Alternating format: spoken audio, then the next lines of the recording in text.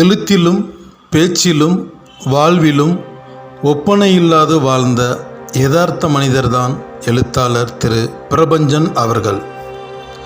தமிழில் பெண்ணியம் பேசும் சிறந்த நாவல்களுள் ஒன்றுதான் இவரது கனவு மெய்ப்பட வேண்டும் என்ற நாவல்.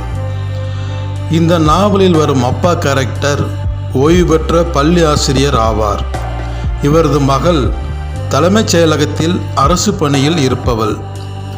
ஒரு நாள் அப்பா மகளுக்கு கூறும் அறிவுரை இவ்வாறு வடிவமைக்கப்பட்டுள்ளது.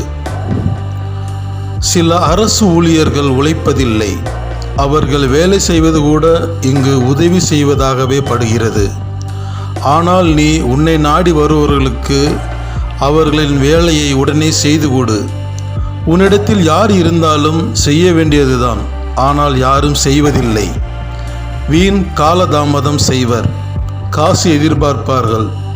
காசு வராது என்றால் எந்த காரியத்தையும் உடனே செய்து முடிக்க மாட்டார்கள். நீ அவர்கள் போல் இல்லாது நேர்மையாய் உன் கடமையை செய்கிறாய். இதனால் பலன் பெற்று வாழ்வோர் அதிகம்.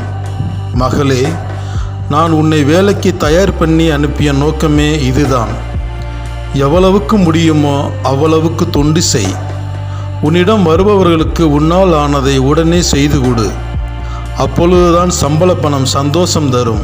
இல்லாவிடில் அந்த பணம் திருட்டு பணம், லஞ்ச பணம் என்று அறிவுரை சொல்லி முடிப்பார். தன் வாழ்வு, எழுத்து, பேச்சு, ஆன்மா என அனைத்திலும் மனிதநேயம் உள்ள மனிதரால் மட்டுமே இப்படி சிந்திக்க முடியும், எழுத முடியும். அமரர் ஆனாலும் தன் எழுத்துக்கள் வழி இவ்வுலகில் எழுத்தாளர் திரு பிரபஞ்சன் அவர்கள் வாழ்ந்து கொண்டே இருப்பார். அறம் சார்பு மனிதனுக்கு இவ்வுலகில் மரணம் ஏது?